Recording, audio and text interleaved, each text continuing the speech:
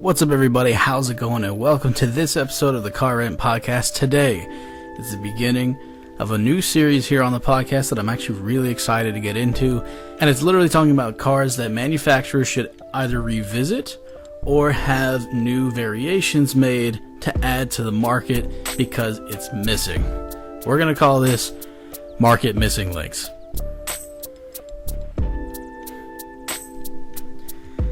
To kick this all off and give some backstory, I, as a pastime, will talk with some of my buddies at car meets or over coffee or just shooting the breeze at whatever time of day. We'll be talking about things that are not on the market right now. Things, to give you an example of some things to look forward to, a Mitsubishi sports car, a third option Nissan sports car. The fact that we have only two options from Toyota, and one of those isn't even a full Toyota, it's partly Subaru. You know, like, there's things that used to be on the market that aren't there anymore. And not just for the Japanese, but also for the Americans. And even some stuff for the Germans. And we'll get into all that stuff over time. But today, we're going to focus on Nissan. Nissan recently announced a couple of things that have me kind of scratching my head going, I wonder. But then also leave more to be desired on the table.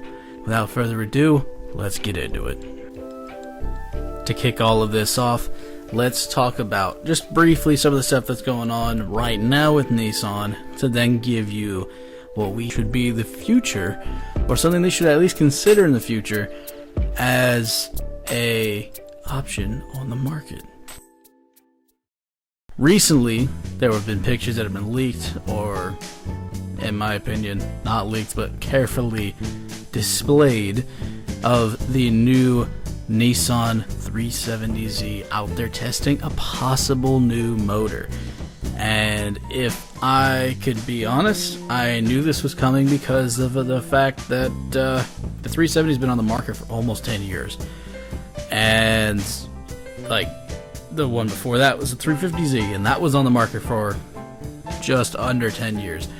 So when it comes to the Z chassis as a platform, it's overdue for a new model, and it's something that, quite frankly, needs to be updated. And there's been a lot of discussion over the last year of what the 400Z, that's what most people out there are calling it, could potentially look like, could potentially be. And I am of the opinion, seeing how Nissan has behaved in the past, that they're gonna try and either electrify the car in some way, or they'll do what I think they should do, and that's two different engine options. And without much more, let's just dive headfirst into this. The 370Z has been spotted.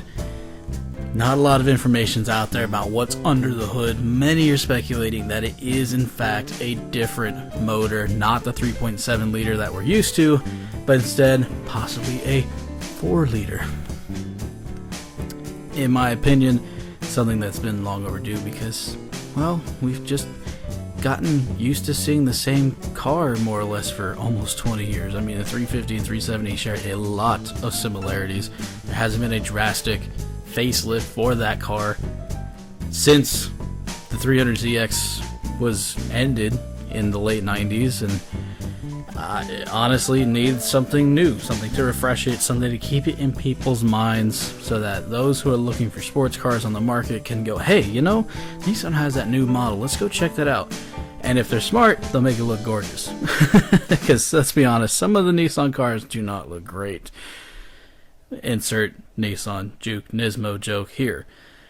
But to be fair, it's still sold, and even though many of us think that it is an abomination of appearance, it still did well. Even if it wasn't the most popular car ever, it still did better than things like, you know, the last iterations of Scions. Just to be fair, you know. But when it comes to the power plant of the Z, like, let's leave the chassis alone. Let the engineers figure out the chassis.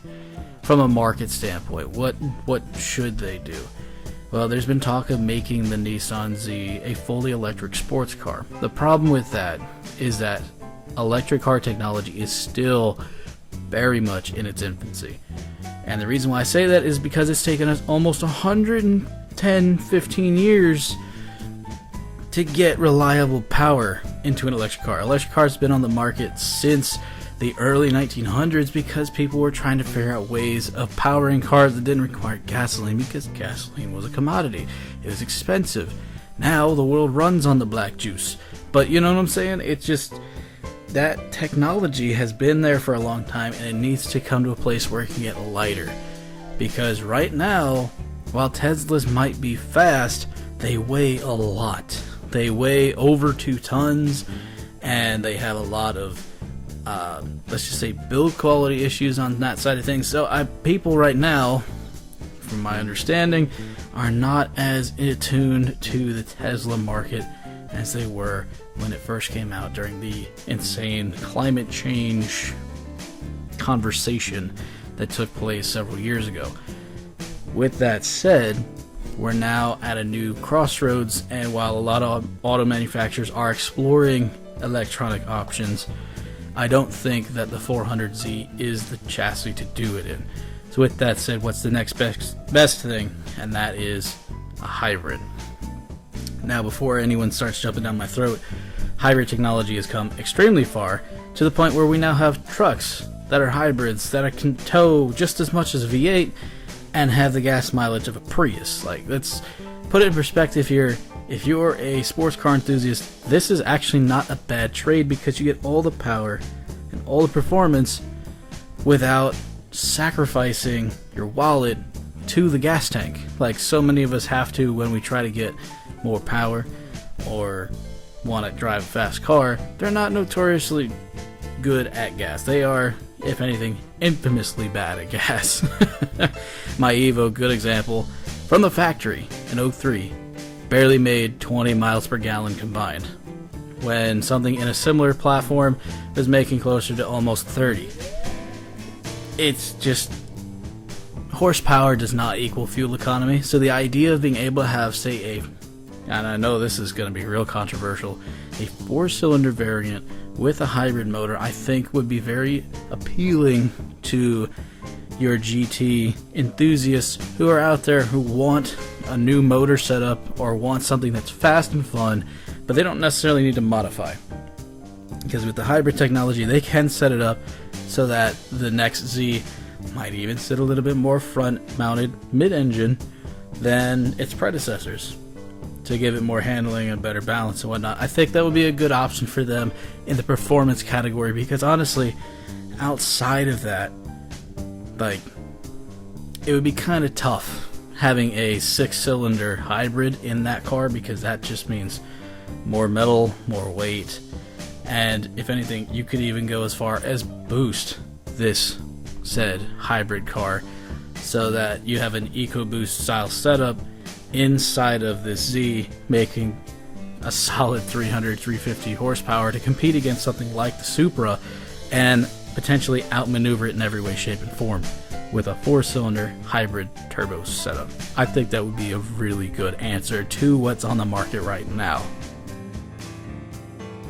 Alright, we've established a hybrid option wouldn't be a bad option, and it could potentially be a good performer, with cars like the 918 as a great example. With that said, what about the traditional 6-cylinder? As a historical reference, Zs have always had a 6-cylinder in them. Up until the 300ZX, it was a straight 6, running a decent amount of horsepower in the L series, to the HR and VQ motors, to what we have now, which is basically a baby version of the GTR, if I'm honest with you. So how do we take a pre-existent strategy of what these cars are made to be, which is a straight 6, rear-wheel drive, hatchback style, or at least liftback style sports car? How do we modernize that for this new generation? You know, we're coming up on 2020. How do we create an even better car? Well, if you're me, you revisit what you already got. I personally would love to see a straight 6 back in these cars, but because of how big these motors actually tend to be, sticking with the V6 format is probably the best idea for right now. What do you do to get more power out of it? Realistically, going up in the displacement size is the easy option. Hence, the numbers that follow almost every single Z correlates to the displacement size of the motor. The original 240Z back in the 70s had an L24 engine, a L series motor with 2.4 liters of displacement. 350Z, 3.5 liters of displacement in the VQ35. So, to give you more perspective, that is honestly probably the answer, is to just continue with what you know.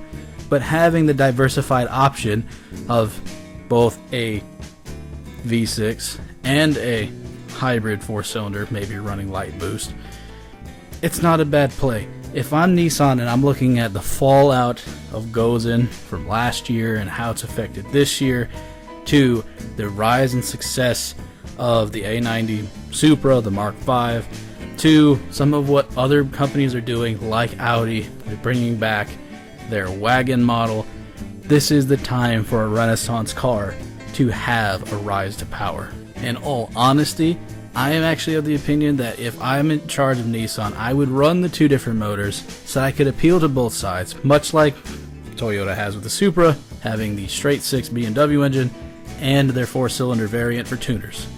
That would be the smart play, except with Nissan, because of their both, I don't want to call it a distaste or a forgetfulness of the tuning market, because that's not really a thing. Obviously they have Nismo, but with the fact that their concept of the car guy is unfortunately warped.